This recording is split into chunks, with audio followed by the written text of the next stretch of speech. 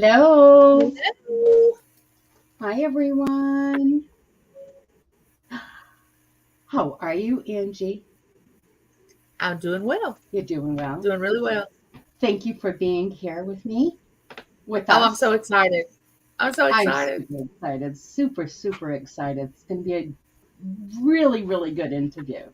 I know it. I can feel it. How can it not be? It's you.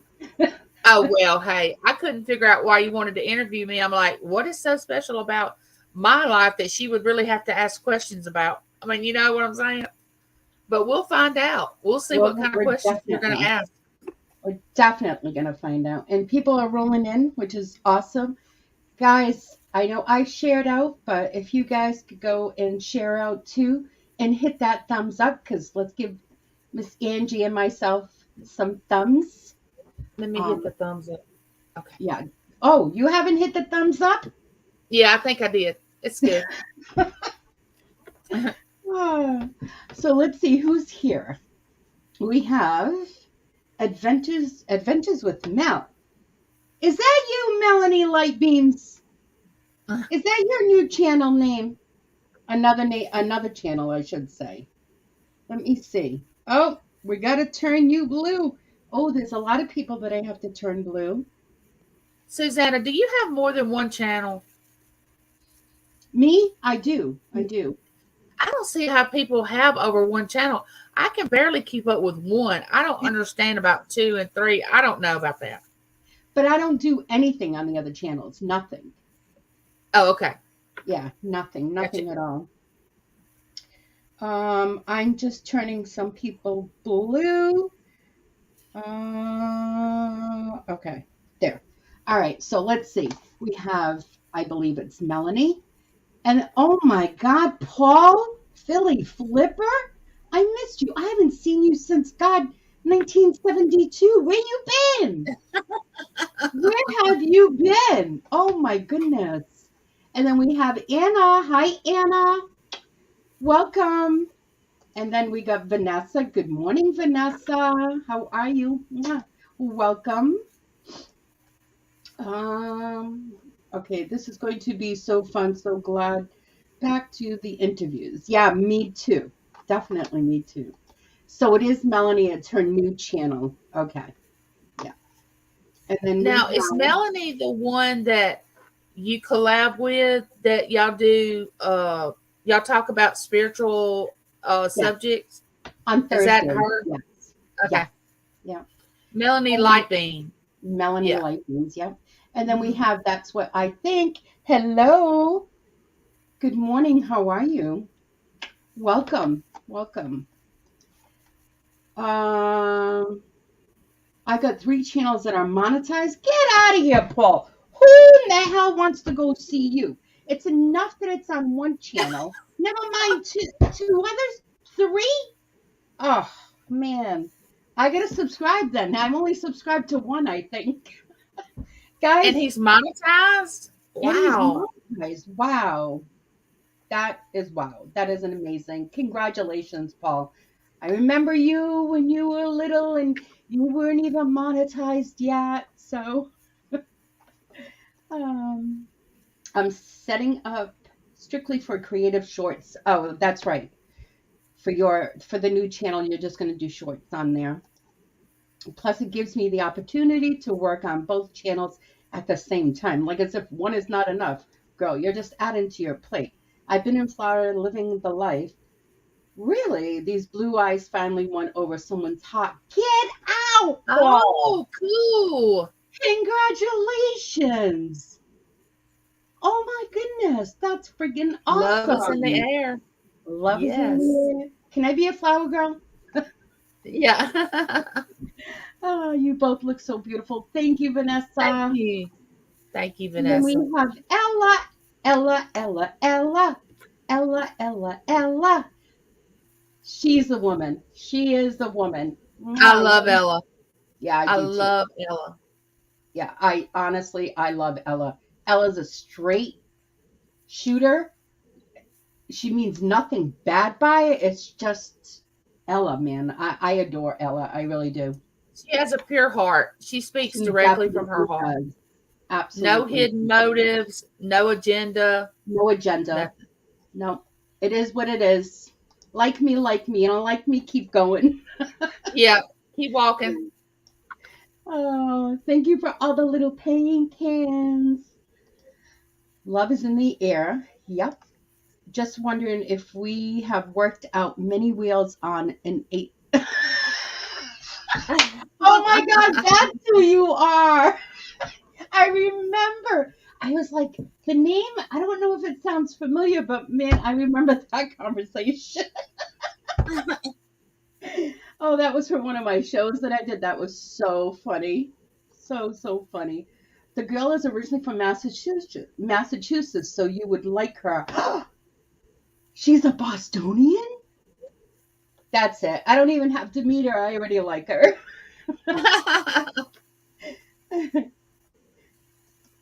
I'm like my mother. Oh, you Portuguese? Oh, I love you. It didn't matter. You're Portuguese? I love you, she used to say. Oh. Hi, Jessica. Thank you for coming in.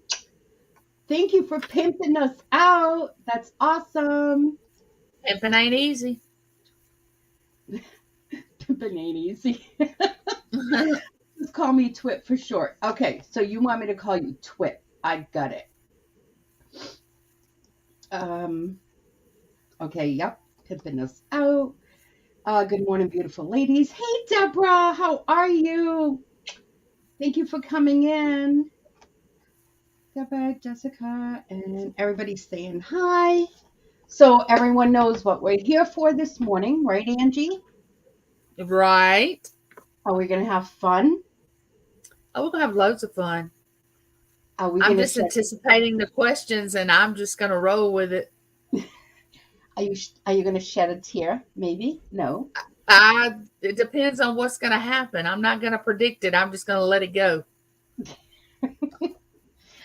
So there's 11 people here right now. So guys, go with Jessica. Go pimp us out. Go pimp us out. So, and I am back doing interviews, and not going to say it's every week because it's not going to be every week. I'm going to, how do I say, I'll reach out, and and maybe once a month. I don't know, maybe twice a month, but no more than that. I don't think. No, no more. Hey, Spirit, how are you? Thank you for coming in. You guys are amazing. Yeah, it's So, 9 o'clock here on where I am. It's 10 o'clock where you are, so yes, it's still early. it is still early. Yeah. But I've cleaned my house, I've done laundry. My son dropped off his little Benson dog, so grandma doggy sitting today. So, Oh, yeah. So, he better be good. I left him in the I've been living up room. since about 4:45 when James got up to leave for work. I popped up, which I usually get up anyway because I'm an early riser. And I said, "Oh, 9 o'clock's going to come quickly." And he said, "Oh, yeah, today's the interview." I said, "Yeah, it is." Oh, wow. Wow, wow. 4:45. Whew. No. Don't nobody wake me up at 4:45. I'm still trying to sell my earwax candles. I don't understand why they're not selling. I have two for $1. Oh my gosh. Two for $1. Can't get any cheaper than that. You put one on either side, you got the two, and it only costs you $1. Hello? Oh my gosh, that's so funny.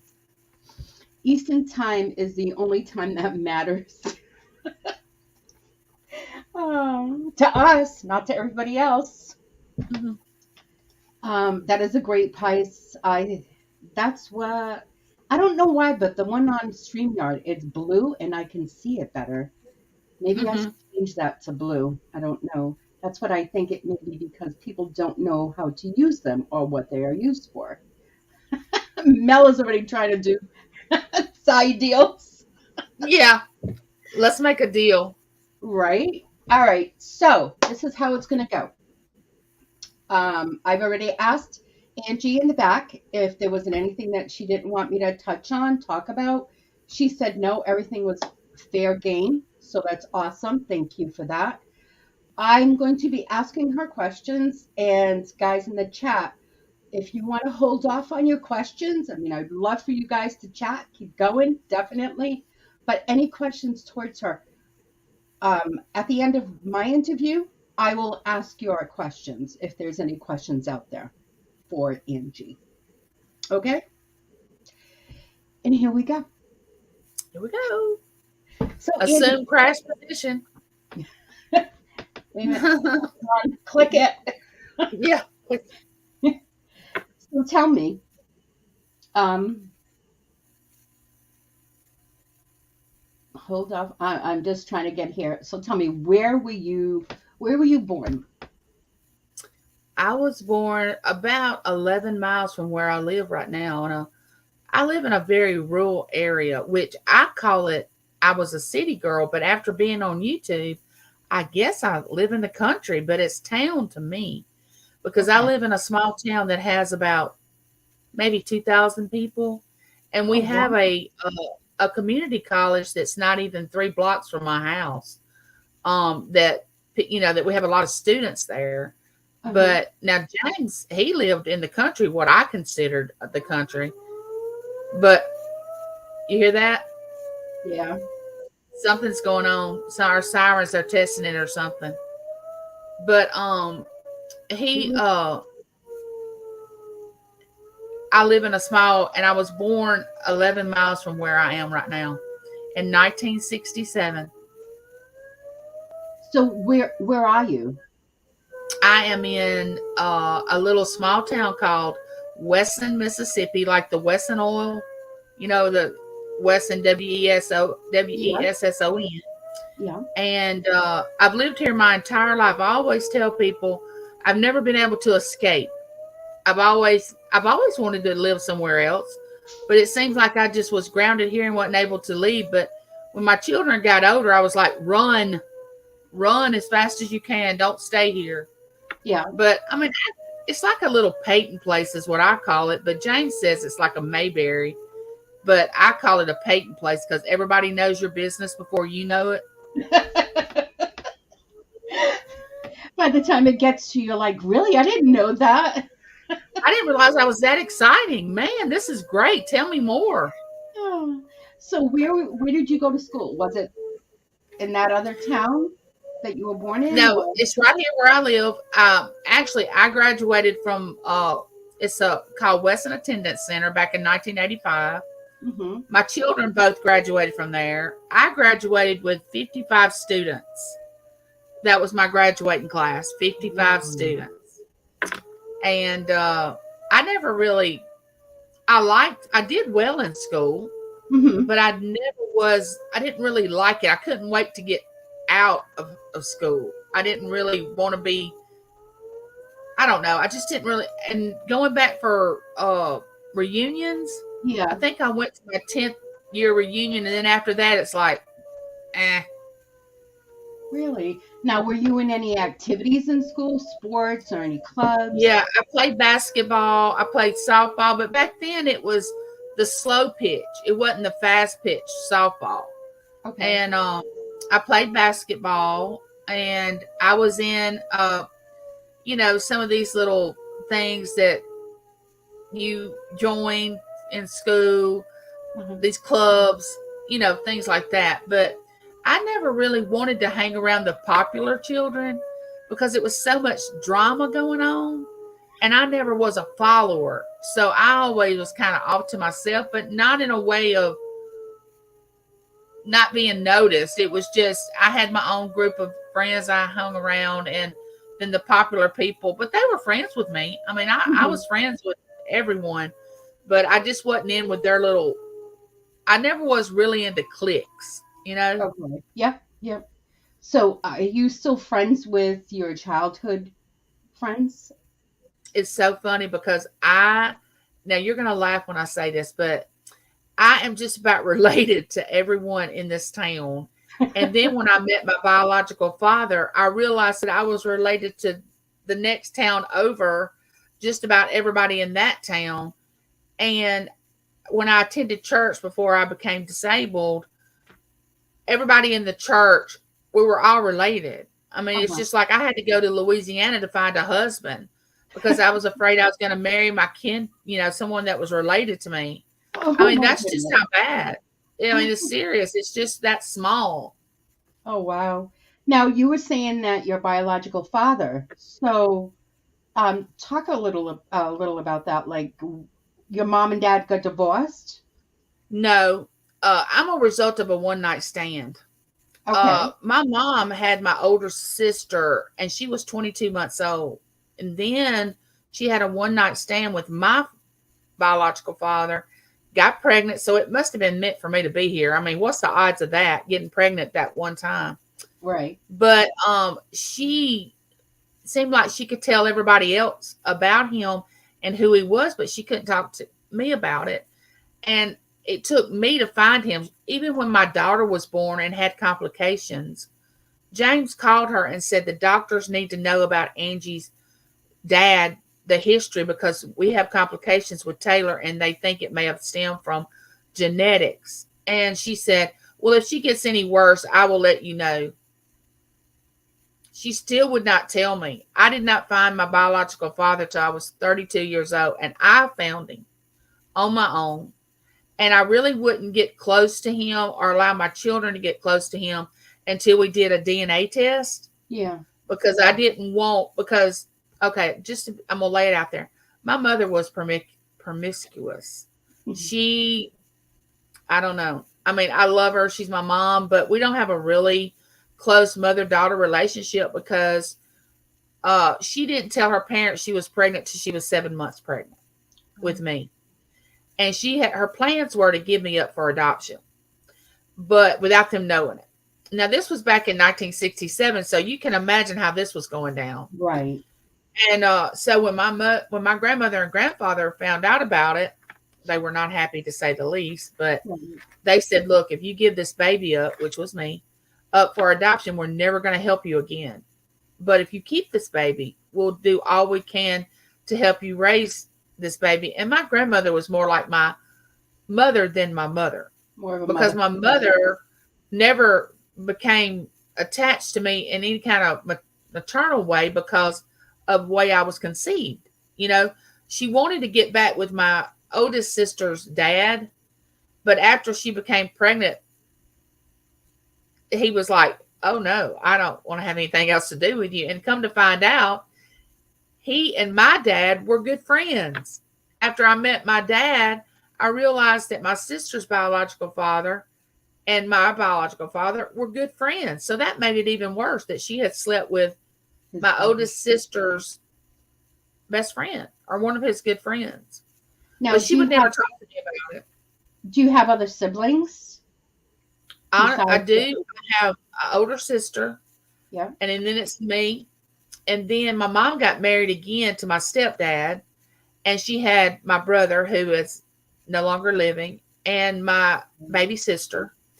Then I had a brother by my biological father who I went to school with and knew, but didn't know he was my brother, Brother. and could have actually ended up liking him, or he was Oh like my God. maybe a grade behind me, which that's not much when you're young. I mean, a Right. grade behind. And I knew who he was. We kind of have actually had spoken, and we knew each other. It was a small school, so how could we not know who each other were? And so after all that, I knew that I had a brother, and he got killed in a car wreck. So when Um, I met my biological father, he thought he wasn't going to have any more children after his son got killed. And then he found out about me, yeah. and there it was, he had another child. Oh wow. Now, did you ever ask your mom why she would never tell you who your dad was?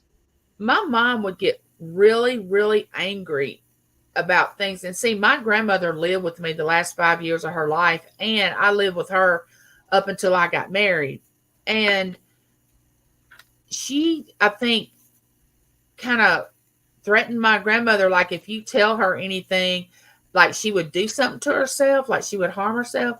because my mom is very manipulative and I mean, I'm not speaking ill of her. I'm just giving you facts. I mean, I Yeah. don't have any hard feelings toward her now. Now, back then when I was young, when she wouldn't discuss it with me, and my oldest sister would come to me and say, she would tell me things that my mother had shared with her about who my dad was, but she would never talk to me about it. That angered me a lot Yeah. because now that I have a daughter, I can't imagine keeping that from Taylor.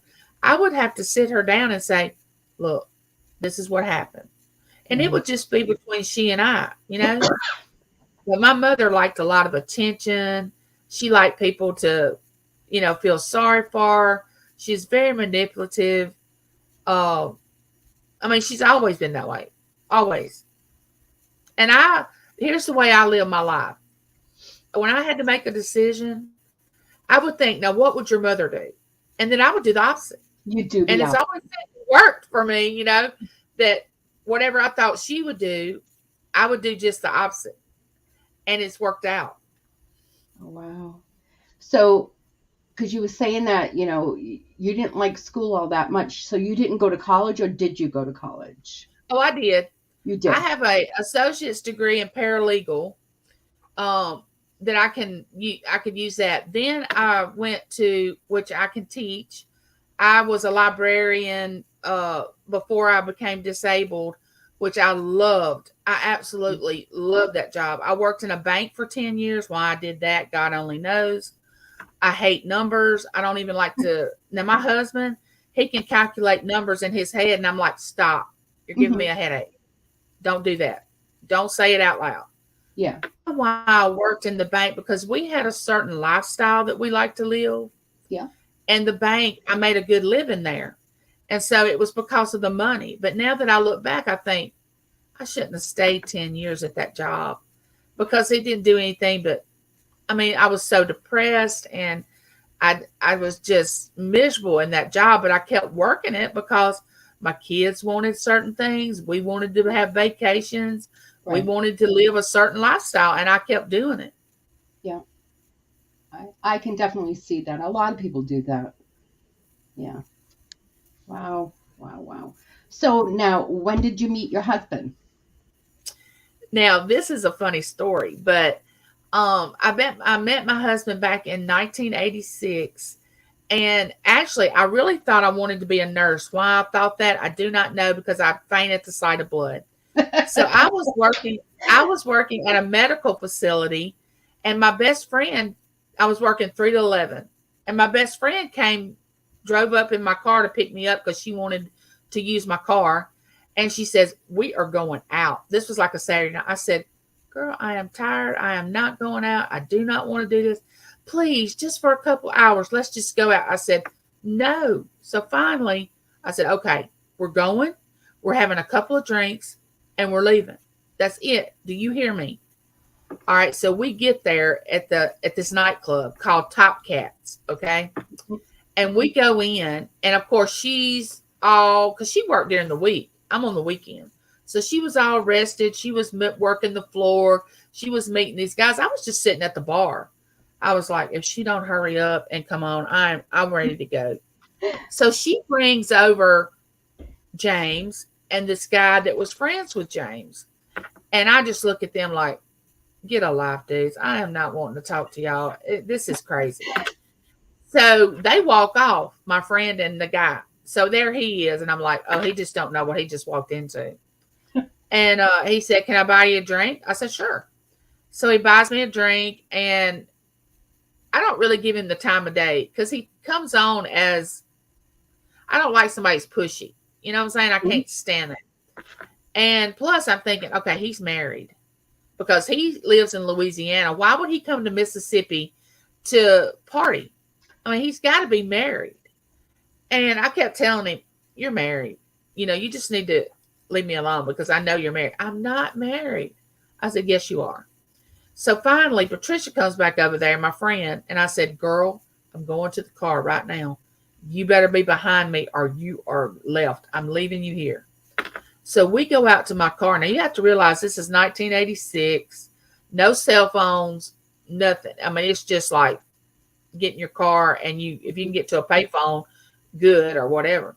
So we get in the car and they had followed us out to the car. And I said, girl, get in. Get in. We don't know these people. So she gets in. And instead of me, we got the windows up, she rolls the window down. I said, stop. I don't need to know anything about them. So he asked me for my phone number. I'm like, I'm not giving you my phone number. I don't know you. So she blurts out my phone number. I just reach over and just punch her like, don't do that. The next day he calls my house, and then the rest is history. You left an impression on them. We didn't tell our children that we met up in a nightclub until probably they were in college. We didn't tell them that stuff because that's not something you just want to tell your teenage child. Oh, Dad and I met in a nightclub, because it doesn't always work out. No, you know what I'm saying? No. So how long was it before you got married? We met in June of 1986. Right. And we got married in May of 1987. Nice. Yep. We got married in May. Our anniversary's in May. My birthday's in May. Mother's Day's in May. I don't know what I was thinking. I wasn't thinking. I don't know. You figured May, there's a lot of things going on. I was just in love. You're just in love. Whatever that means.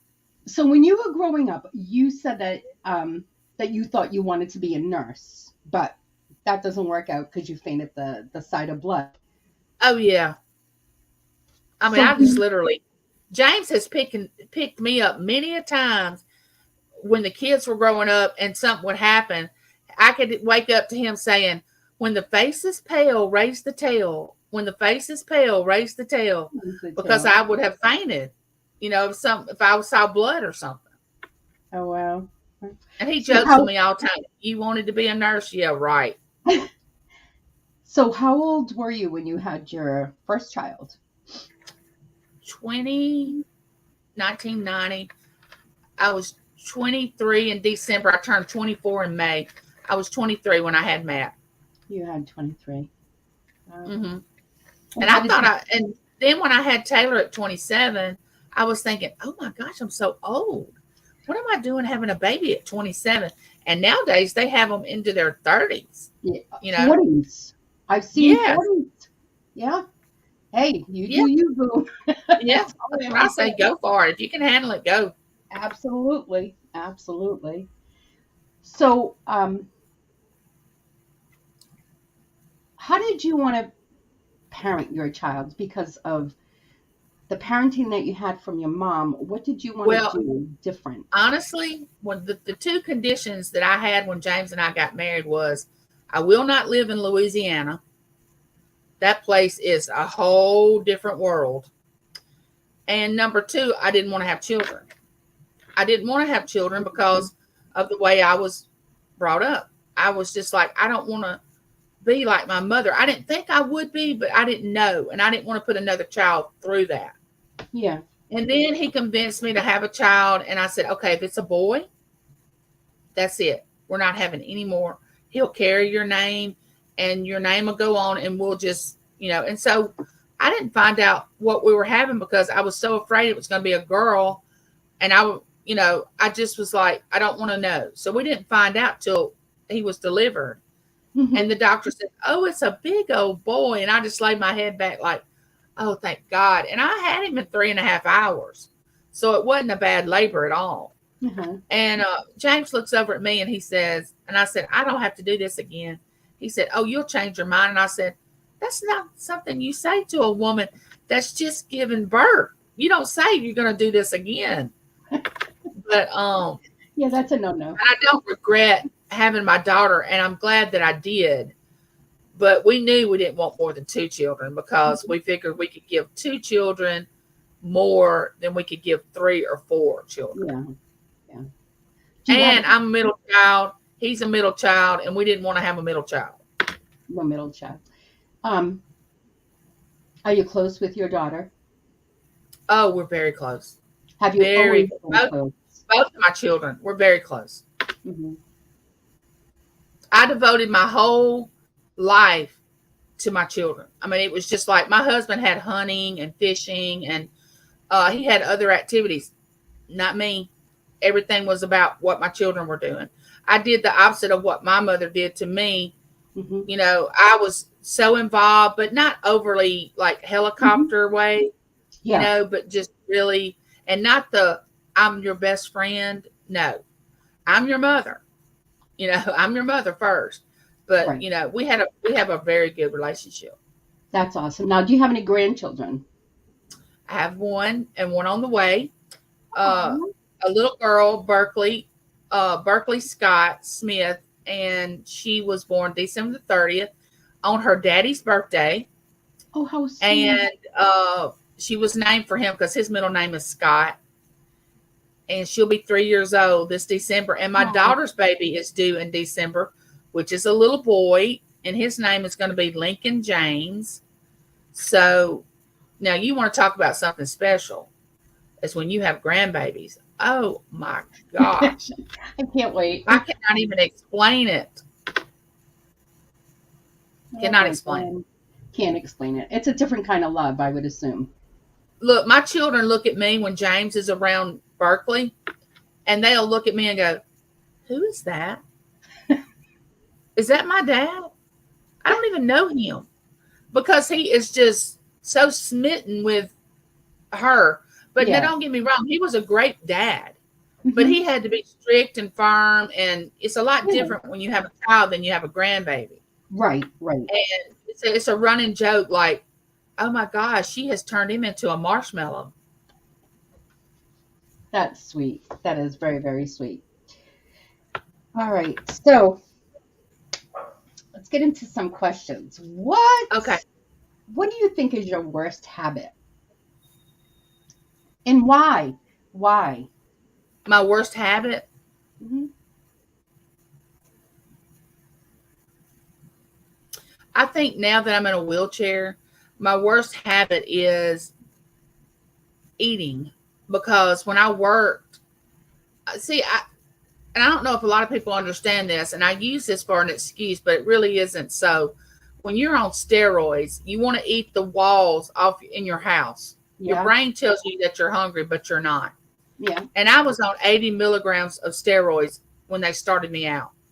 So you can imagine how this was. I weighed 179 pounds when I got diagnosed with this autoimmune disease.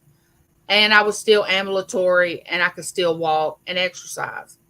Well, now I don't even, I just eat, just pick up something and I'm really not hungry. And I would like to get out of that habit of just grabbing something when I don't even really want it, because it's not healthy for me to do that. Yeah. And especially, I used to never like sweets, never. James, I couldn't keep sweets in this house when our kids were here or with him, and I would Yeah. never touch them. And now it's like I love sweets. But yeah, I have a bad habit of just being a grazer, like just wanting to just eat all the time. Now, I used to smoke, you're but in I no you're longer in smoke. okay. Now, I don't have what, anything against anybody that does because I could no, pick I up one know. right now. I Me mean, I could too. pick. You never lose that desire to No. smoke. I don't think because I get in certain situations and I'm Hmm. like, man, I could light up one right now as There long you as go. my arm and smoke it. Like literally, I'm over here talking to you, and I could just kick back and put a cigarette and start smoking, have a cup of coffee, Yeah, I and mean, just I don't chit chat judge with you. because I Yeah. could still do it right now, Uh-huh. but I gave it Yeah. up. And the funny thing about it, every time I found out I was pregnant, I could put them down, never even touch them for 9 months. Hmm. And James Right. would say, "You're not really a smoker. You do it socially." And I did do it socially. I like to be with a group of people and smoke and have a beer or a mixed drink Yeah. you know, and I was a closet smoker too now. And Ah. he said, if you was a real smoker, you would smoke something besides Virginia Slims or something real light. You would smoke a Marlboro Red. Well, I tried that one time and that didn't go over very well. I had this buzz like, oh my gosh, my brother smoked Marlboro Reds. And I looked at him after I smoked it and I said, how do you smoke this? I'm just as lightheaded and I get dizzy. it. And he said, because I'm a real smoker. That's why. And I said, Now, oh, okay, you win. let me backtrack here. What happened that you are now in a chair and you can't walk? I fell out. I stepped out my back door. I believe this is what happened. I stepped out my back door going to work one day and I slipped and fell and broke my ankle. I had to have 10 pins and two plates. Okay. It's Hmm. always been in my body. I believe that about anything. People that have cancer can fall and it becomes active, once they fall or whatever the cancer Hmm. does. So when I fell about 3 or 4 months later, I started to where I couldn't pick up my right foot. It was like I was, you know how a horse pick up and step instead Yeah, of heel to toe? They don't yeah, go heel to toe, they just pick it up. Well, I couldn't. And I thought, well, I got a slip disc or a pinched nerve, or, that's what I was saying. Well, because I have a pacemaker, they couldn't do an MRI. Well, they thought they could. So they did this other test. They said, we can't, we don't see anything. Something's wrong. So I go to the sports clinic and he sees me. He said, you have foot drop, which I've never heard foot drop. I don't know what that is. hmm, And he said, if you don't get seen about, you're going to be in a wheelchair in a year. And he said, you got to have an MRI. I said, I can't. I have a pacemaker. He said, well, I'm telling you. I said, well, go in there and call my heart doctor. You work it out with him. If he says I can get in there, go for it. So I hear him on the phone with my heart doctor saying, she's got to get this done. We don't know why she's not being able to, why she has foot drop. Usually it's something wrong with your brain, like a brain tumor, a brain cyst, something that's causing you not to be yeah, able to function. And they thought that's what it was. So they get me over to the hospital for this MRI. The radiology people are freaking out, going, no way. No way is she getting in this machine. We are not putting her in this machine. It's not happening. And he's hmm, like, yes, I got permission from the board. My heart doctor did. And he had to program my heart, my pacemaker, and all that. And you have to know I was a lot thinner than I am now when I got this test. And I stayed in that MRI machine 2 hours from head to toe. Well, they saw all these spots on my brain, down my spine, in my liver, and just all over. They thought it was cancer. Well, then they started doing mammograms, trying to see where it came from, yeah, spinal taps, all this stuff. When they realized it wasn't cancer, they were like, I don't know, we'll have to send you to a neurologist.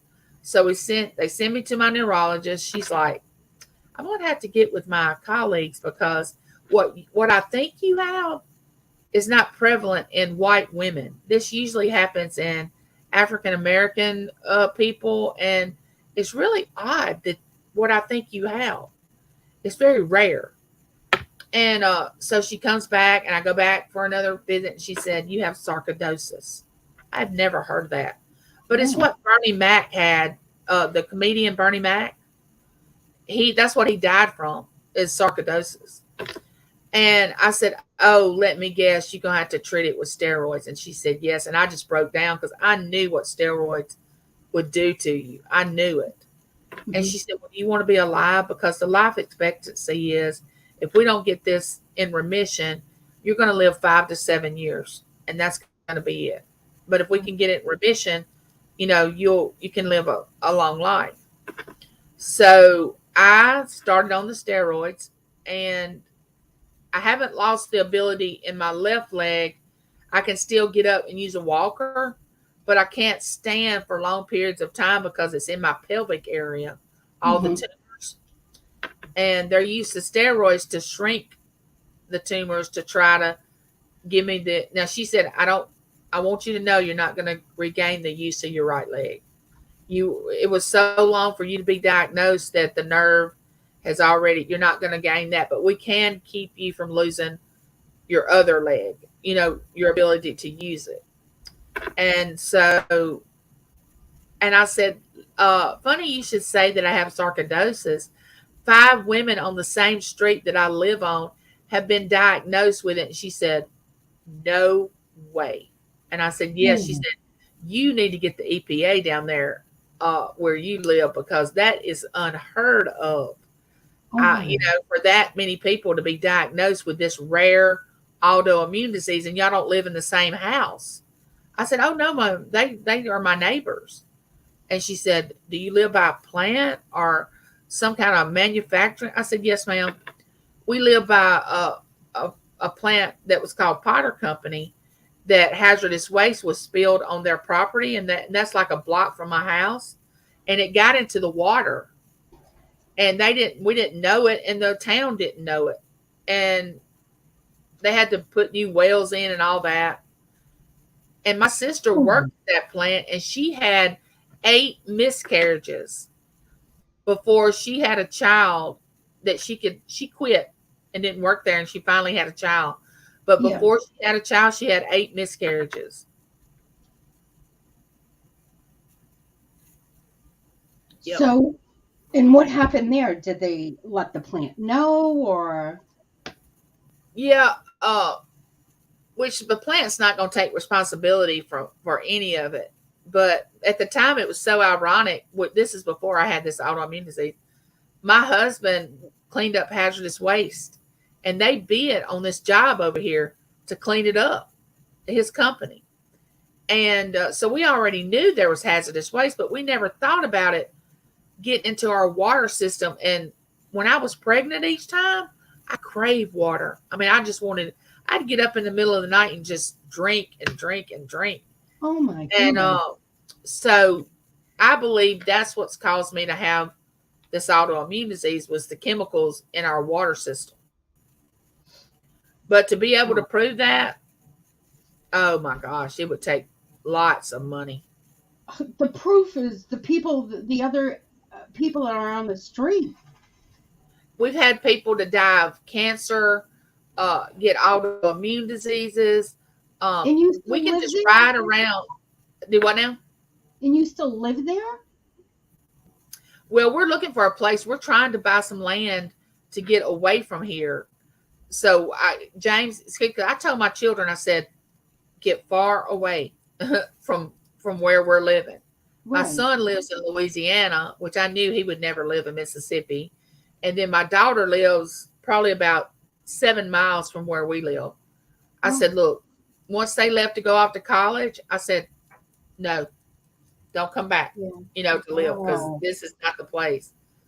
But yeah, it's a beautiful place, our home. We've been here 30 something years. I love it. But if it's causing me this much sickness, I've got to get You out. gotta But the leave. thing Yeah. about it is, nobody's selling as much land as we want. Like I always told James, I would move to the country once our children got out of the house. Mm-hmm. And he wants like anywhere from 15 to 25 acres of land is what Mm-hmm. James wants, because Wow. he's a big hunter, and Yeah. all Yeah. this, whatever it is. And so I said, yeah, sure. Well, people are just not letting go of property. They're not making any more of it. Yeah. Yeah. But we've been Wow. looking for about at least 3 years to try to purchase a place out in the country that we can. What we want to do is build a home, kind of like a log cabin looking home, Yeah. Yeah. and make it handicap accessible, and only have 2 bedrooms, so only one child can come home at a time. Oh That both of God. them cannot come home at the same time. That's the running joke. But So, what do you admire most about yourself? well, I admire the fact that I am who I am, and I don't mind letting you know who I am, and I don't feel threatened by you not wanting to be my friend, because I'm not into I'm going to act a certain way so I can fit into a certain group. I'm going to be me. And if you want to be a part of who I am, come join me. I want you to be a part of it. But I'm not going to pretend to be something that I'm not. I'm very outspoken when it comes to certain things that I honestly believe in, and not in a mean way. I won't yell and scream at you, and Mm-hmm. I will listen to what you have to say, but doesn't mean I'm going to agree with what you say, and I can agree to disagree. Yes. And I can say we can still be friends even though we don't agree on this topic. Hmm. you know? And a lot of people can't do that. A No. lot of people get mad if someone doesn't go along with what they believe in or what they, what they're trying to accomplish. And if I don't believe in it, I'm like, nah, I don't really, no, that's not me. I feel like this, and I will let you know how I feel. And if you persecute me over that or get ugly, then I know, okay, I'm going to have to stay my distance. Now, not that we can't be friends, but we can't be around each other a lot. Yeah. So, what is your biggest strength?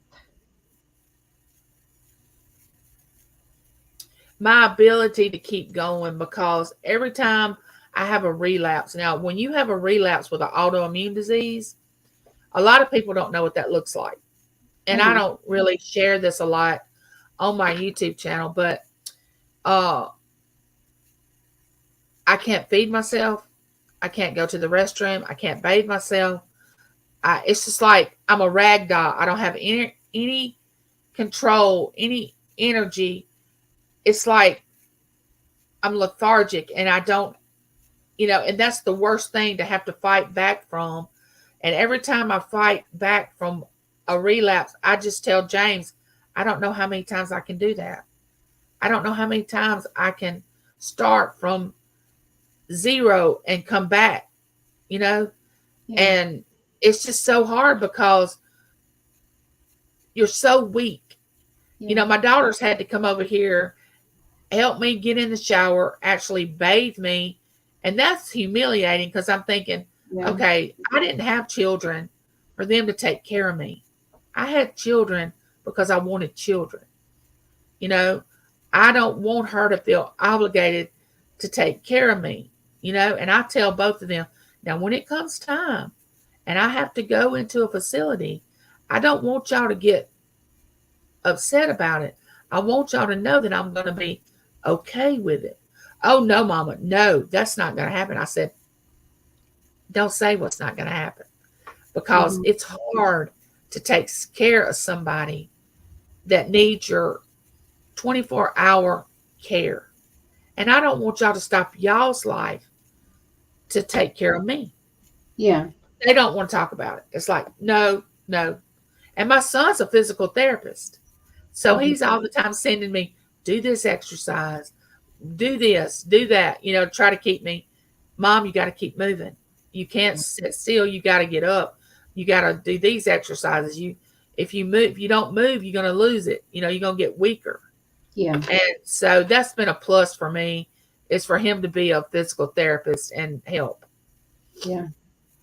Well, now, what do you think? What would you say your friends would describe you? How would they describe you to It's someone that does not know you? okay. Here's the ironic thing that I want to share with everyone, to be completely honest. When I started my YouTube, I started it because I wanted it to be a vlog for my family when I passed away, for my grandchildren to watch, for my children to watch, because I would love to have this for my grandparents or whatever. Mhm. But who I am on YouTube is my authentic, really who I've always wanted to be. The people that I live in town with would tell you that, and I went to church with, would tell you that I was headstrong, determined. I could be a bee sometimes. I didn't let anybody walk over me. I was very outspoken. I mean, they would not see me the way my YouTube family sees me. Not that it's that big of a difference, but because I've had to fight all my life for what I have. You know what I'm Mhm. saying? And run from the reputation that my mother had, that I wouldn't be like her. Like, I figured if I made the slip up of getting pregnant before I got married, people would say, "Oh, she's just like her mother. She's just like her mother." I mean, what do you expect? And I never wanted to be put in the category. And here again, I have completely forgiven my mother for everything. And the way I feel about her now is, and it's sad, but it's like somebody you meet on the street that you don't really know, but you don't really dislike. That's kind of the relationship we have. We don't have any kind of connection. Where does she live? She lives about 30 minutes from me. Do you ever go visit her? No, no. And the ironic thing is, Miss Southern Belle came to visit me from Georgia, drove almost 7 hours, and my mother will not even drive 30 minutes to see me. And I could not even imagine me not going to see Taylor or my son. I just cannot fathom that in my brain, that a parent would not want to be with their children or their No, grandchildren. has she called you? Does she call you? Now, the last time I heard from her, now you just have to know the reason I can spot a manipulator is because I was shown every possible game you could play with somebody's mind when I was growing up. So I recognize every manipulation you can put out there. That's why I Mhm. have a good eye about being able to judge somebody or recognizing if they're on point or not, if they're Mhm. telling the truth. And I thank her for that, because that saved me a lot of pain. But she doesn't. I received it. James and I were drinking coffee one morning, and about 7:20, my phone dings, and it was a text from her, and it went into, I want you to know that you're my daughter, and I love you, and I know we've had our differences, but um, I just want you to know that I love you and all this stuff, and it went on, and I looked at James and I said, I can't deal with this at 7:20 in the morning. I know she's got a motive behind this. And I didn't even answer it. I said later on this afternoon when I prayed and meditated, I'll answer, but I can't answer right now. So later on that afternoon, I put in there, you're my mother. You gave me birth, and I love you for that. You could have chose not to have me, and I'm glad that you chose to give me life. Mhm. We have never seen eye to eye, but I don't hold anything against you. And you need to forgive yourself because I've forgiven you. And she put in that text uh, that she had forgiven me. And I looked at James and I said, wait, what? Wait, she had forgiven me. What did I do? Why did she feel like she had to forgive me for something? What did I do to her? Yeah. But anyway, she sent me that text, and afterwards, I never heard anything. My older sister comes over and she said, what did you do to mother? And I said, what are you talking about? She said, she flipped out. I said, well, did you read the text that I sent her? And she said, yeah. And I told her, Mom, I don't see anything wrong with this text. What are you so angry about? Mhm. But she was so mad because I wouldn't engage in her manipulation. And I just left it at, we're good. I have my own life now. I'm good. I don't have any animosity. I, I love you because you gave me life. Mhm. She couldn't handle that. She couldn't handle it. No, she wanted. She wanted drama. She's all about drama, and I'm not about drama. I cannot stand Mhm. drama. Now, is your dad still your biological dad? Is he still alive? All right, now I'm glad you're sitting down because I'm fixing to rock your world when I tell you this. Mhm. Now, when I was growing up, my mom would not talk to me about my dad, would not even give me his name. It was Right. like it was this big secret. Okay, I find him. I leave his house. I go to my sister's where my mom was living. I tell her because I don't want her to find out through somebody else and her use the story of, oh, she went behind my back and did this and Mhm. all this story. So I just went straight to her face and said, I found him. So she starts talking bad about him, and he had been in prison. He had done time. He was across the. He drove a truck, and he took drugs across state lines, Mhm. and he did time. And but he has a wonderful heart. He has. I mean, he's a good person. And I wasn't holding that against him. I was like, I'm grown. I'm an adult. I don't. He's not going to influence me for that. Yeah. And when I met him, he was the most loving person and talked to me about how it all went down, something that she would never do. Wait, And hold then, on. we know about you? He had heard that he possibly could had another, could Okay. that she was pregnant and it could be his, Hmm. but he didn't believe it because she was so promiscuous Okay. that he said it. And back then, I didn't have DNA, Yep. but I looked just like him. I didn't look like anybody else in my family. And when I met his family and walked in the room where they were all sitting, I was like, oh my gosh, these are my people. I look just like these people. And I really looked blonde hair, blue eyes. And that's why she really had so angry toward me, is because I looked like him and she had to face Yeah. that every day. But anyway, about a month after I met him, he said, you know, I'm going to have to meet your mom and we're going to have to see each other. I said, yeah, but I want to tell you something. If you ever have a relationship with her, we can't have one because she and I have never gotten along. And I just want, but he and his mom had a wonderful relationship. His mom was everything to him, you know, so he couldn't fathom a mother not loving their child. Hmm. A month later, they meet up. They're married now. What? After all these years of her never wanting me to know who he was, how bad he was, she didn't take my birthright away from me one time. She took it away from me twice.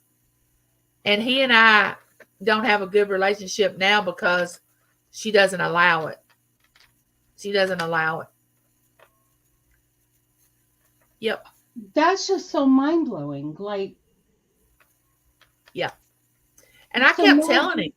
But what he thought was, he thought she made him feel like it was his fault, the reason that she and I didn't have a good relationship.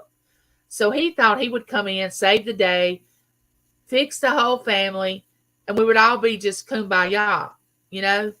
But he didn't realize how manipulative she was. And see, I had to go seek counseling for this over my life.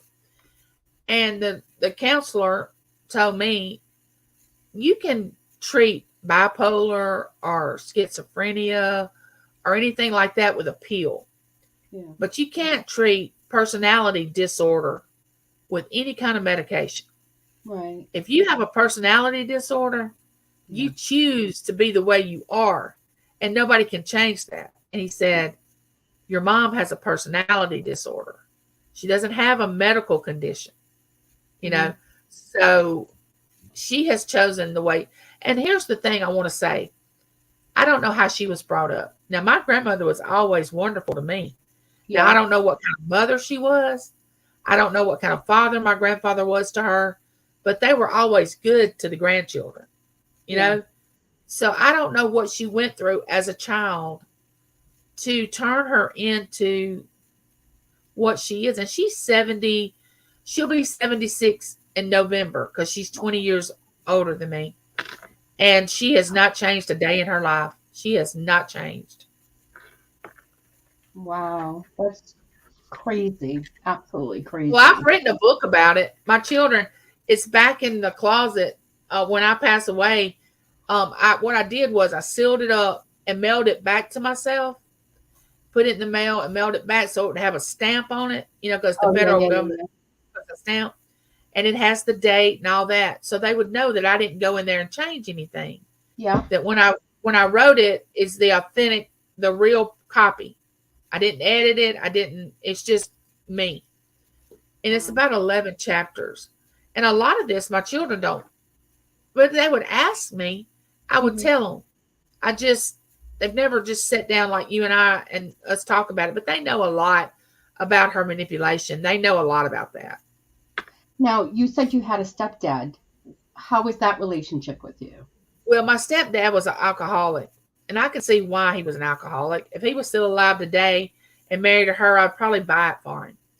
But I can see why he drank. But she never allowed us to be close to him, and she always kept us children separated from each other. Like we all lived in the house together, but we really didn't know each other. If that Yeah. makes sense. She Yeah. never wanted any of us to be close because then there's power in numbers, and we would kind of figure her out. Not that I'm not close to both of my sisters now, I mean, they know I'm here if they need me, and I know they're Yeah. there if I need them. But they don't come to see me because of her, because she throws a fit if she finds out that they visited me and she didn't know anything about it or she couldn't be a part of it. So they, instead of, and I said, as long as y'all want her to control y'all, that's fine, but she's not controlling me. I mean, and that's what she's always resented, is because I she hadn't been able to control me. yeah. Wow. So what would you say is the most important thing in your life? First and foremost is uh, my spirituality. I think that comes first because, you can religiously do anything. You can religiously eat. You can religiously watch TV. You can religiously smoke, drink, you know. But when you're spiritual, it's a whole different ball game. Mm-hmm. And a lot of times, there's a lot of people that's sitting in churches today that don't even know who the higher power is. You Mm-hmm. know, they just look at it as a uh, what do you call it? A place where you go to have a good time, and it's not about spirituality. It's about who has the most money, who can give the most tithe, who dresses the best, whose kid's the best ball player.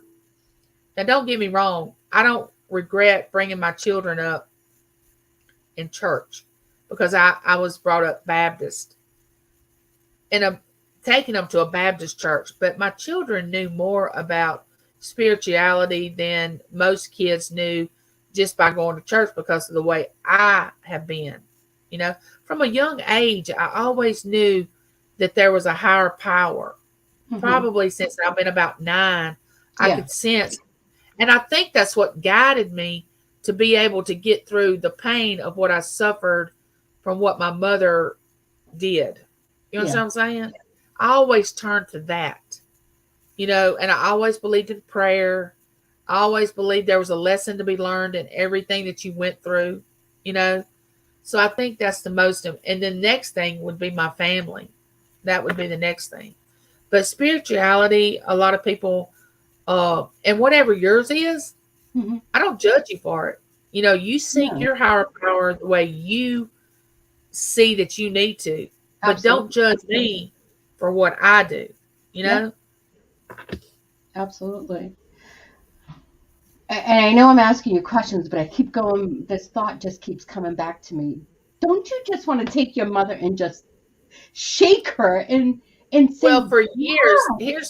here's the thing. For years,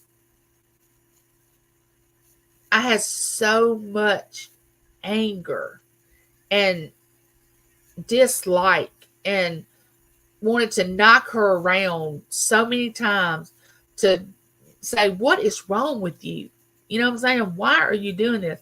And Yeah. she's one of those people that everybody could see what she was doing, and everybody would say, well, that's just the way she is. She's always been that way. And I'm thinking, so why are you putting up with it? They knew how she was. They Uh-huh. knew the game she plays. They knew what she was doing, and they just allowed it. Well, I never would allow it. I would always call her out on it. I would say, no, So this isn't she right. was basically a narcissistic mother. Oh gosh, it was like mommy dearest, except she didn't do the physical um thing like hitting and all that. It was more mental. She played with your mind. I mean, it was just like my two sisters right now. They are so messed up in the head from her playing so many games that it's really sad. You know, um, she's got them so Oh, twisted. But me, I always ran from it. And I told her, I said, when I get old enough, I'm out of here. I'm not doing this. I'm not playing this game. maybe she has such a problem with you because you're the strong one. Yeah, she does. Everybody that I know that lives in this town where I went to church, that I'm related to most of them, said she's just jealous of you. And I'm thinking, how can you be jealous of a child? I look at Taylor and Matt and think, how in the world would I ever be jealous of one of my children?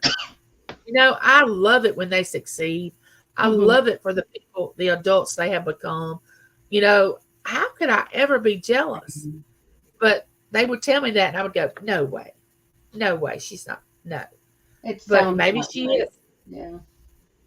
Wow. I'm But just. I have forgiven her, and it took me years. It wasn't like an overnight thing. It was like a process, especially after she met my dad after I found him and started a relationship with him. I was so mad, and so angry. Like, you let me go through this turmoil for 32 years and I find him, and now all of a sudden you love him. And before, he was, I can't tell you the names that she would call him. And, after she found out that I met him, you know, Mhm. and I'm thinking, that's just how she was afraid that I was going to get something from him that she thought she deserved. Like, She my deserves. grandparents told her, okay, we will adopt this baby.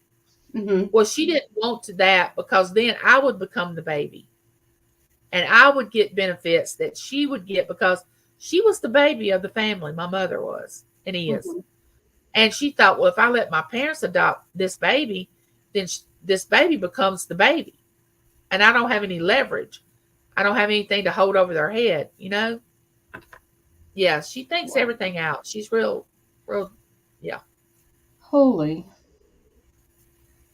And I'm just the opposite of her. I am nothing, and I'm more like my dad's family, and I'm Yeah. so glad because they're very family oriented and they're very loving people, honest, to the point. Now my dad, he will tell you everything he's ever done wrong and that he admits to it and he says, "Yeah, I did it." And growing up, I was always like that. I would say when I would get in trouble, I knew before I got in trouble if I was going to do it, I was going to admit, "Yeah, I did it." I wasn't going to lie about it. If my mother Yeah. or whatever would come to me and say, "Did you do so and so?" I'd say, "Yeah, I Yeah. did it." I wasn't going to lie. And when she would do corporal punishment, I tell this in one of my videos. You know how you have to go get your own switch and you have to pick it from the tree and you go and get switched.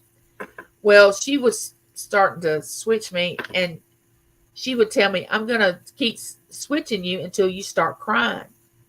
And my oldest sister would be on the side, and she would just be crying, "Please cry, Angie. Please cry." And I would say, "Nope, she's going to get tired because I'm not crying. You can forget it. I'm not crying." And finally, she would just stop. And my sister would get me over in the corner and go, "Why wouldn't you just cry?" I said, "Why? I'm not doing that. That's what she wanted me to do." And I mean, that's just how her mind worked, control. It's all Mhm. about control. Oh. But if you met her on the street, let me tell you something. If you met her on the street and befriended her and become her friend, you would say, "Oh, she is the most loving, kind, giving person."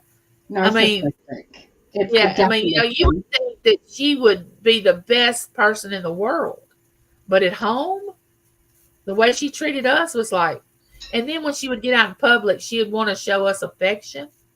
And I wouldn't have it. I wasn't having it. I was like, no, don't play double with me. Don't act like you care about me in front of people. And then when I'm not in front of anybody, you treat me bad. No, I don't. No, I'm not playing that.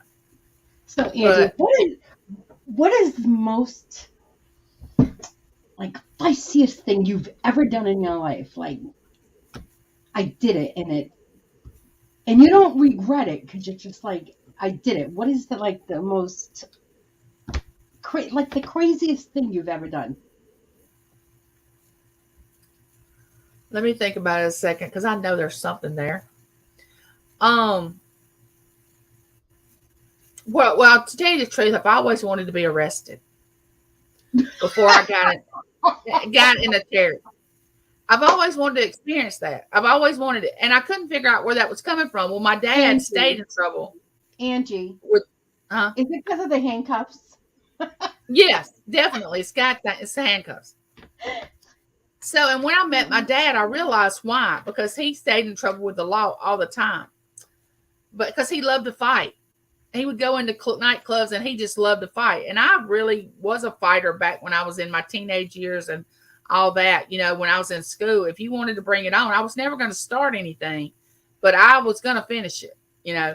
Okay. But I always wanted to be arrested before I got in a wheelchair. And I've said that on my live chats before. Why?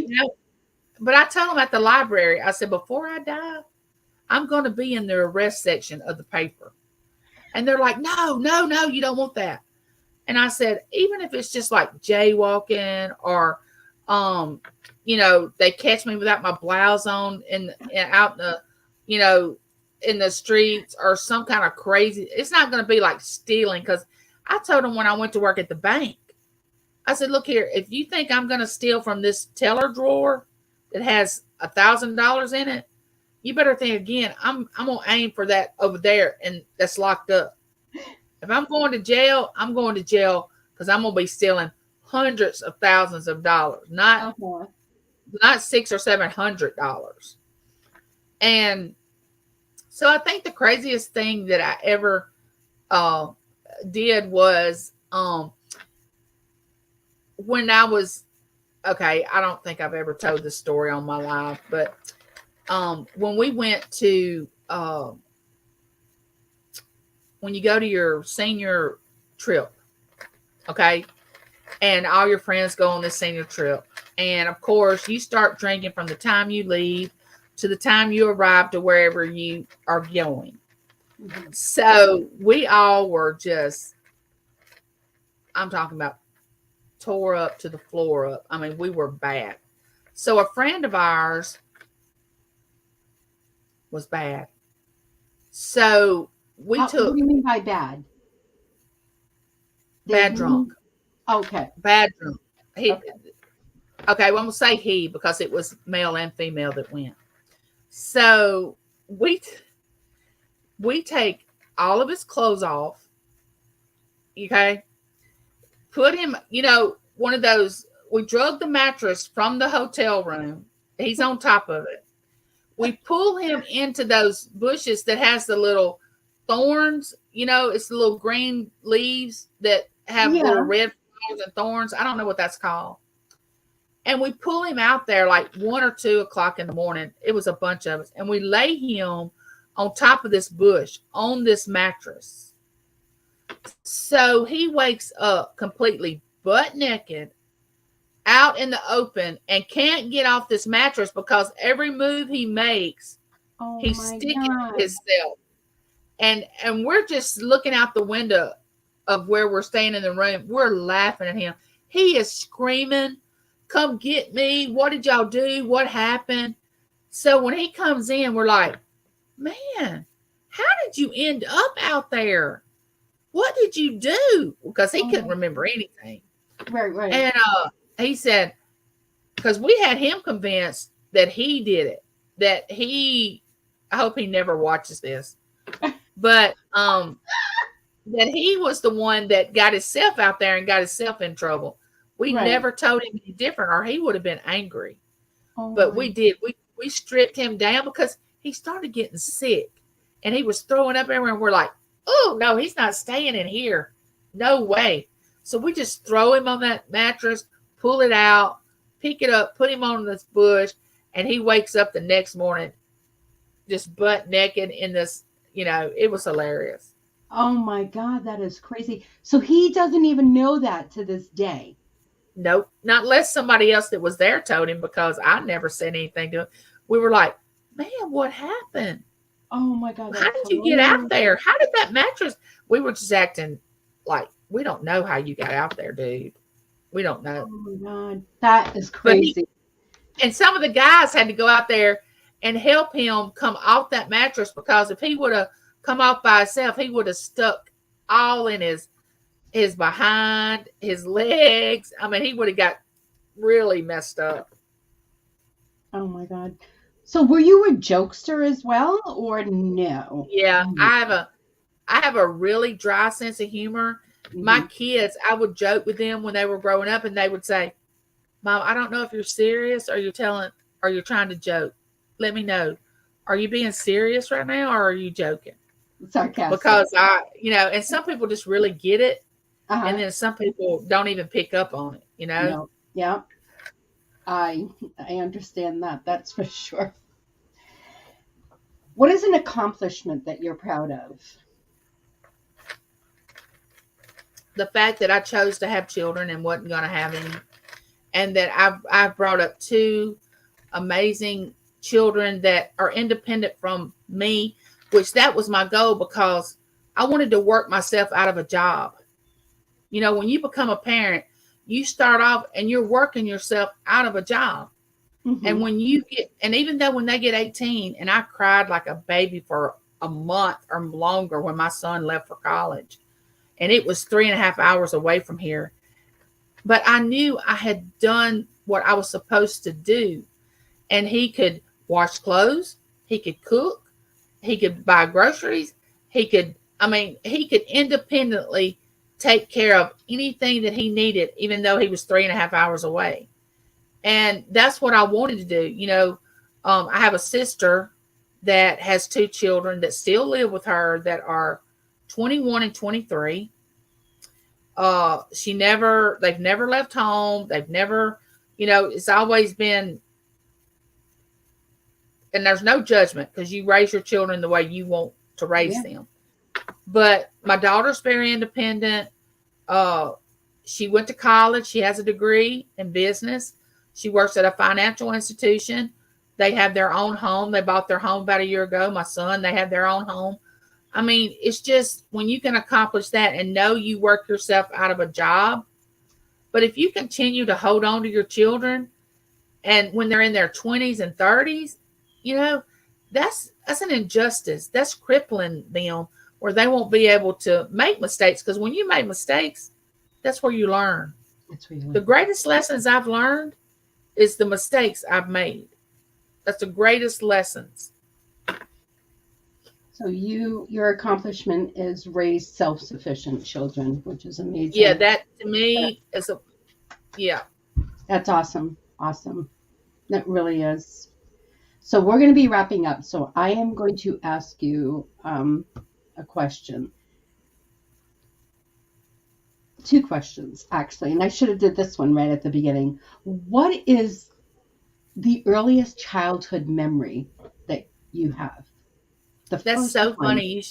That's so funny. You should ask that because for years before I dealt with the pain that was caused in my younger years, I had blocked out all my childhood. And my sister would tell stories about when she and I were young, and I would go, I don't remember that. And she would say, how can you not remember it? But I had blocked it all out. But the what I remember, block taking away all the craziness that we had to go through with my mom and her acting mental and being all crazy and my dad being an alcoholic, my stepdad, was the times that I was at my grandparents' house was my safe place. It's where I could sleep without being scared that I was going to be woken up in the night and something bad was going to be wrong. Mhm. That they would take care of me when I was sick, had something wrong. My grandfather would come get us at school if something happened. They Yeah. were my stability. They would buy us Christmas every year. I mean, we wasn't brought up with a silver spoon in our mouth. I mean, I didn't think of us as being poor, Hmm. but now that I look back, we didn't really have a lot. You know what I'm saying? Yeah. But in my mind, I never thought we didn't have a lot, if that makes any sense. Yeah. You have exactly But what you wanted. yeah, we had what we needed and Hmm. some of what we wanted, but we didn't really ask for a lot. Back then, I don't think kids knew what to ask for.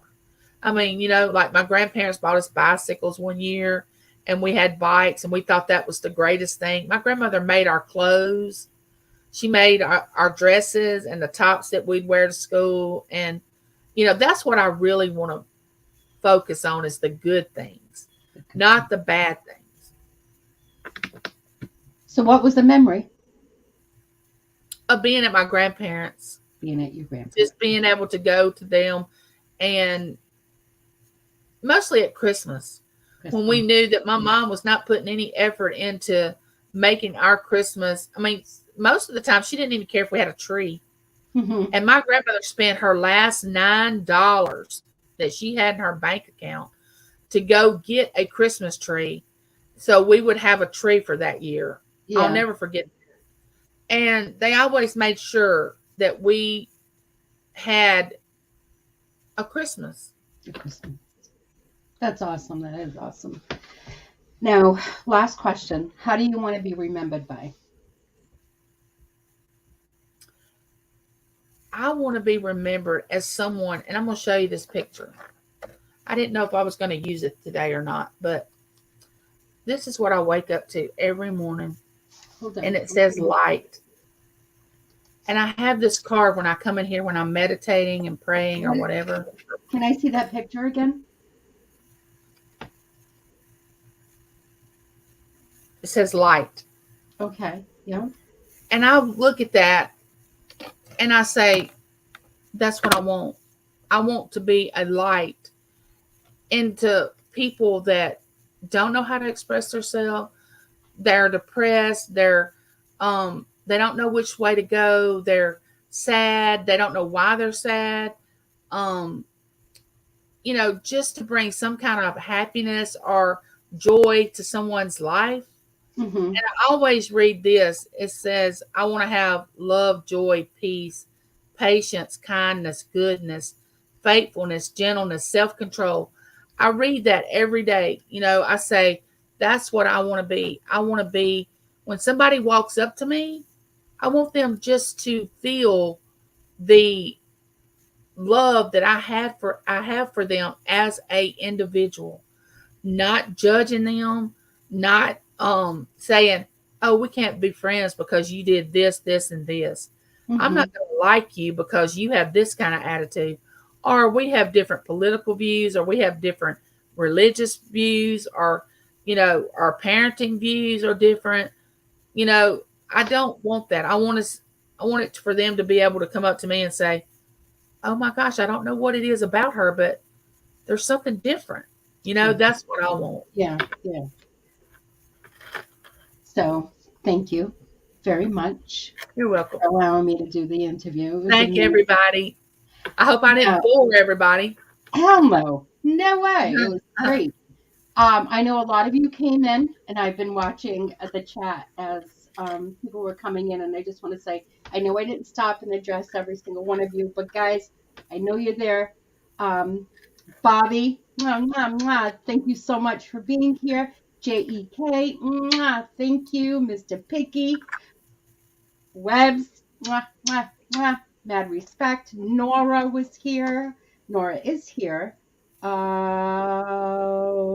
know that there was somebody else that came in too. Uh, chickadee, and I'm going all the way up. But if I missed you, it's not because it's on purpose. Trust me, it's not. You guys are awesome. If you have any questions, please put them in the chat so I can ask Angie, because there's a lot that I didn't touch on. So, oh, Des, yes, Des, you're here. Mwah! Susie! Hi. I hope everyone's well. Thank you, everyone, for coming in. Oh, I want to Um, say one thing, Susanna. yeah. Until you are faced with a doctor looking you in the eye and telling you you only have, which nobody knows the day you're going to pass away, but until you have someone look you in the eye and say, you have X amount of time to live, you don't really realize how short life is. And the older you get, you realize it. So, what I want to say is don't sweat the stuff that doesn't matter about somebody not liking you, somebody not approving of what you do. Be who you are and live your own journey. And people will come to you, the ones that are supposed to. Your people will be with you. Don't force yourself into a place where you don't really fit in. Thank you. That hits home. Oh, Tommy, good morning. Mwah, Tommy and Joyce is here, guys. Mwah. Thank you for coming in. Um, all right. So, was there any questions for Tooch Man? Hey, Tooch. How are you, honey? How's the weather on that side of Massachusetts? um, let's see. Ah, yes. After losing my granddaughter, I can't let the petty things get me down. Very true. It's like what Angie said. Life is so short, and if we indulge ourselves in things that are negative, we're not going to experience all the positivity. And if you're positive, there's nothing negative that's going to penetrate that positivity that you have. It's going to bounce off. Negative will attract negative. Positive is going to attract all the positive energy. Yeah, we're going to have silly things that happen, things that, people get sick and stuff like that. But Right. it's still it it's the people that you want around you, your family, your friends, you have that, and it's nothing can break that if you're positive. And one more thing, if you have a fear of something, okay, because we all have fears that we're something we're afraid of. Like right now, I'm afraid about falling, you know, because they told me several doctors said if you ever fall and break a hip, you'll probably not, you'll be bedridden Mhm. because you won't come out of it because it's so difficult in your situation to break a hip and bounce back. So I'm very cautious of when I get up, when I move, when I do everything. But when I transfer from a car to my chair, all that. Yeah. But I'm just saying, if you have fear of anything, try to conquer that fear because where you have fear, faith can't work because those two things can't work together. Fear and faith. You either have one or you have the other. So if you have a fear of mice, spiders, whatever, I'm not saying go out and buy a bottle of spiders. I'm not saying that. I'm just saying try to overcome whatever you're fearful of or who you're afraid of so you can move on to your next step in life. Because if you don't, then you're going to be stuck in that same place for years and you're going to be wasted all these great times that you could have had and these peaceful times you could have had trying to overcome something that if you would have just said out of your mouth, a lot of times we let our brain Oh blow yeah. it up into this big picture. And Yep. when we say it, there's more room out than it is in here. And Yep. if we would just say it, then it becomes a part of the universe Yep. and it's not so big, you know? Oh, yep. So And just whatever you're afraid of, just try to overcome that fear. turn it turn your fear into inspiration. Be inspired by it. What's the And I want to worst say, thing? What is the and worst thing that can happen? Someone not like you? That no, who that's gives a care? But my thought is always this, no. What? right? Dying? Guess what? We're all gonna die. It's an And we're inevitable. not in control of that. We're not in We don't control have of that. control. I mean, fear, get inspired, people. Take that fear, turn it into inspiration, and go with it. Fly with it. And do you Fly with know it. the main thing and the really good thing is by you sharing your fear and you think, well, nobody else goes through this. Because I thought when I was coming up and I was illegitimate and I was felt abandoned and I felt all that, I was thinking, there's nobody in the world like me. And come to find out, there's plenty of people that's been illegitimately born and My God. abandoned. And Absolutely.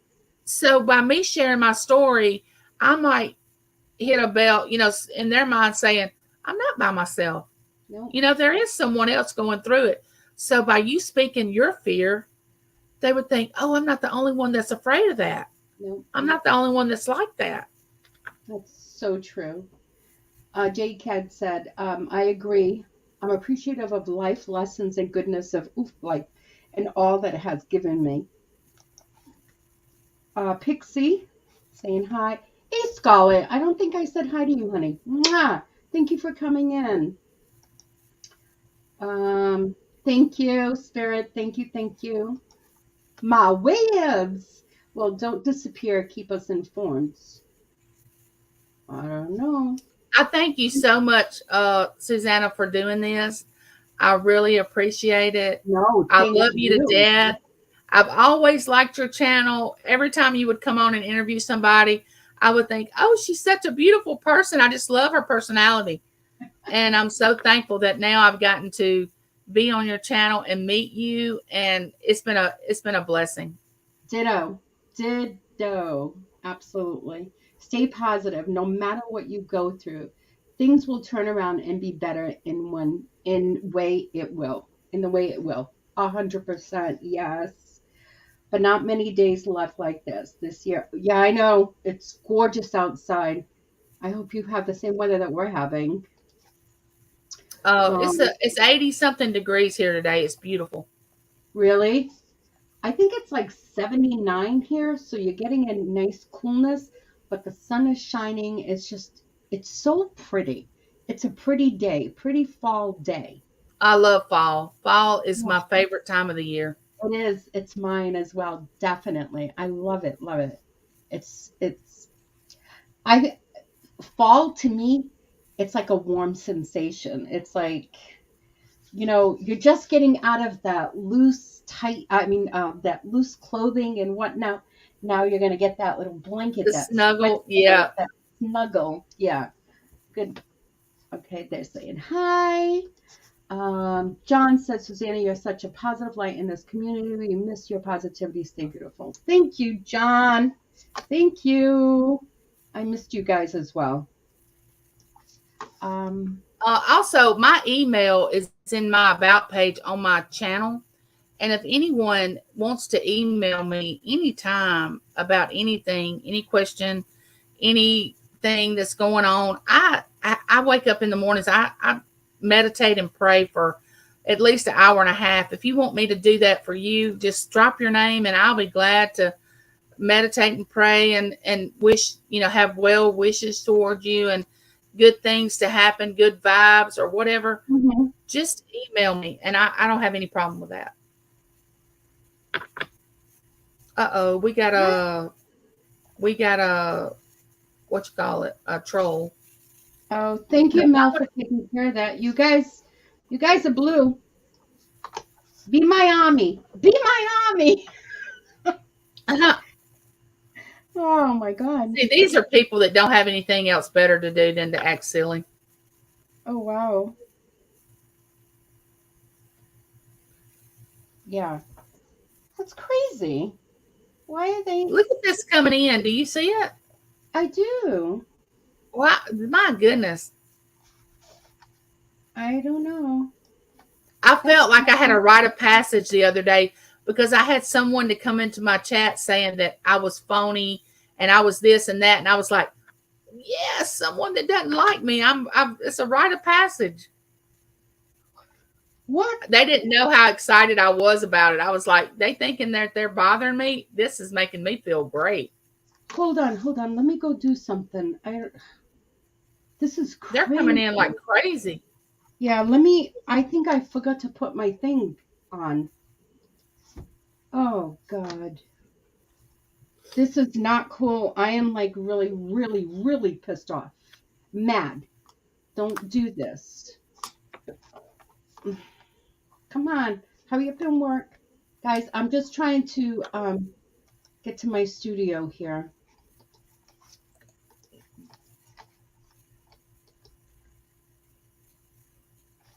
Keep everybody busy. Talk for me, honey.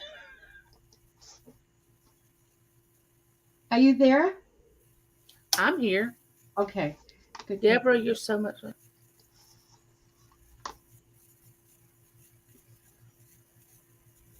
What in the world? How is this person doing all this so I don't fast? know. This is absolutely crazy. Uh, content. I'm not sure. How do I forgot. Live.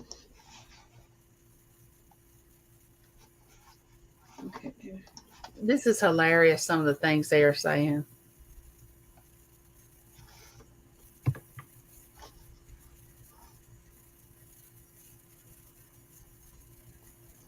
How do I? Oh, here. I haven't done this in so long. Okay. Laura said I must have attracted them. All right. Okay. I put the for 5 minutes. Awesome. I am so sorry, guys. I really, really, honestly am. I thought, Well, you can't control it, Susanna. You can't control it. I know that is just completely wrong. Like, that's disgusting, these people.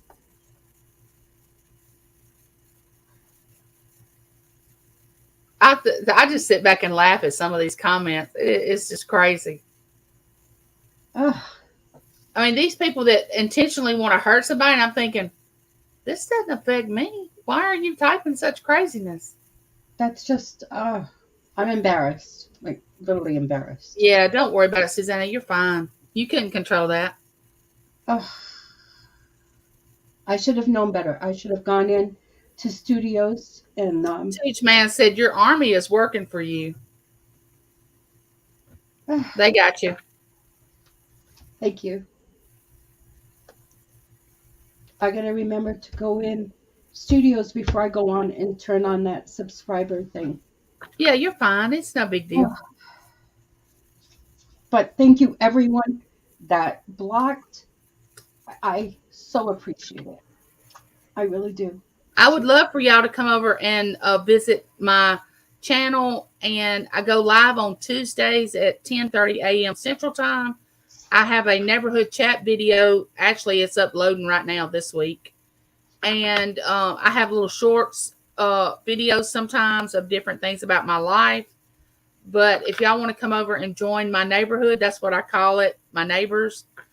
Feel free to come over and join. I'm very inclusive. I'm not exclusive. I won't, as long as there's no drama, no bullying, no backstabbing, no nastiness. I mean, you're welcome. But if you pull all that other stuff, you're gonna have to go. She's gonna get her army. You've been warned. Yeah. Oh, guys, you guys did an amazing job in the chat. So I really, honestly appreciate it. I really, honestly thank you, the bottom of my heart. Angie, thank you so much. Oh, you're welcome. I've enjoyed it.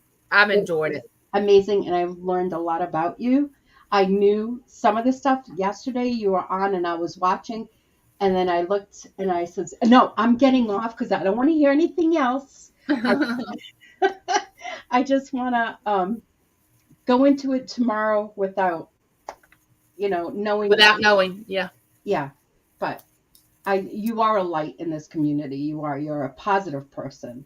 Well, I appreciate you saying that. You really are. You really are. And guys, I want to say thank you to everyone that was here and watched. You already said what you have coming up, right? Yes. Okay. And then Scarlett put your link there. So guys, thank you, Scarlett. Do not subscribe to Angie. I know that you guys are, but if you're not, make sure you go subscribe to her. You're not going to be not satisfied. That's for sure. You will be satisfied. And tonight, I was supposed to have an auction last night with Melanie, Lightbeams, and Wendy, but I found out yesterday at 5:00 that I had an appointment at 6:30 for my hair. When you on your phone and like you just forget it, and then it came up on my phone and it said appointment, and I was like, oh boy. So what we did was we pushed it to today, and it's going to be at 8:00 on my channel. And Wendy, Wonder Woman, and Melanie Lightbeams will be on selling tonight. Oh, great. Great. I'll have to write that down. 8. The thumbnail is out there. Make sure you go over and hit a reminder. And again, thank you everyone for being here. I will see you tomorrow. We have another show with Melanie, which we're going to talk about ASMRs. And then Sunday, we have a book sale. I have a book sale with Melanie. So because I know I said I wasn't going to auction anymore, but I'm just trying to get rid of the stuff that I do have so I can turn my this room back into my studio. So on that, love you guys. You guys stay good. I love you, and there's nothing you can do about it. Oh my God, that was so cute. Nothing you can do about it. Stars and back, everyone.